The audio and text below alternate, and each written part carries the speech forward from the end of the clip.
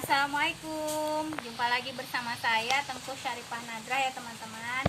Kebetulan hari ini saya kepingin video tentang bagaimana sih caranya supaya bisa memperbanyak tanaman keladi dengan menggunakan bonggolan gitu. Memang dari setiap kita pasti punya cara yang berbeda-beda, dan saya memang nggak terlalu lama juga pengalaman saya di menanam keladi ini, tapi ya setidaknya sedikit ilmu itu jika dibagikan bisa bermanfaat, tentu akan mendatangkan faedah yang sangat baik. Baik teman-teman, jadi kita langsung aja ya. Kalau untuk saya keladi ini medianya yang saya gunakan itu seperti ini ya. Ini ada kokopit ini. Kokopit ini saya campur biasanya dengan kompos. Ini kompos bakar, kompos tanah bakar. Jadi ada sampah-sampah organik ya, jadi campuran gitu. Kompos bakar, ada kayu-kayunya juga, dengan sekam bakar. Ini sekam bakar ya. Jadi medianya sebenarnya ini aja kalau saya. Jadi dari 3 media ini satu berbanding 1 dicampur jadi 1. Itu menjadi bahan untuk baik dari bonggolan hingga dia keladi itu menjadi besar gitu. Alangkah lebih baik lagi kalau seandainya ada dicampur dengan daun bambu yang kering, dicacah halus gitu, atau daun-daun kering gitu dicampur jadi 1. Itu hasilnya akan lebih baik lagi.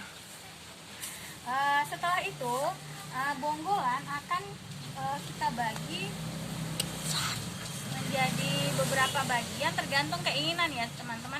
Kalau seandainya kepingin bonggolnya besar, maka dia akan hasilkan potongannya agak besar, hasilnya akan menjadi besar. Tapi kalau kita bonggolnya kita tanam menjadi kecil, jadi akan menjadi bagian yang kecil. Jadi ini ada contoh hasil bonggolan yang saya cacah agak kecil ya teman-teman ya. Ini ada macam-macam di sini saya campur jadi 1. Ada keladi Niki, ada macam-macam tricolor. Dan sebagian belum tahu ID-nya karena masih hijau-hijau.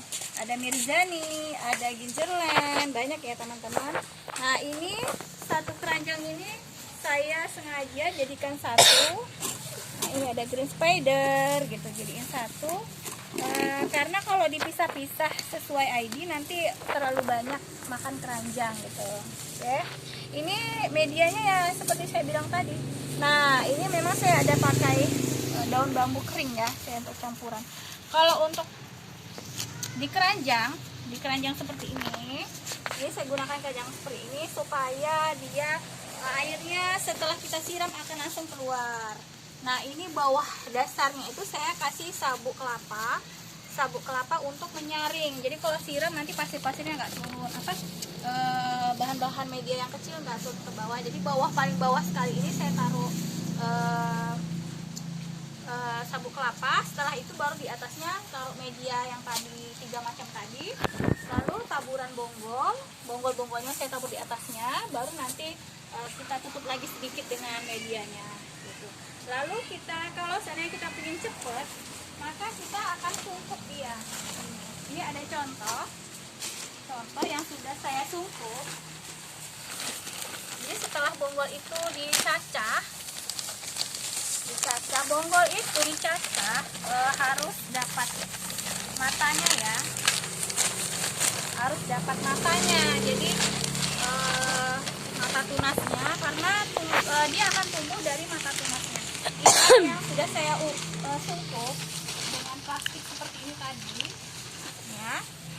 Ini hasil sungkupan. Ini bawahnya saya kasih sabuk kelapa dan atasnya campuran kokopit, sekam bakar dan kompos. Jadi nah ini dia fungsinya untuk mempercepat keluarnya tunas-tunas. Ini udah pada keluar semua tunas-tunasnya. Ini campur-campur ini teman-temannya, banyak di dalamnya ini macam-macam keladi. Dan ini sudah mulai keluar ya. Nah ini juga sama, ini saya pakai tempat yang kecil. Nah kalau di dalam sini, dalam plastik bungkus full bungkus seperti ini masih bonggol ya, masih bonggolan yang belum tumbuh daun gitu. Ini kita nggak perlu pakai bahannya apa, alas untuk tempatnya ini nggak perlu yang bolong-bolong gitu, jadi dia tidak perlu disiram, jadi diikat habis tanpa ruang udara sama sekali, jadi di betul-betul tertutup.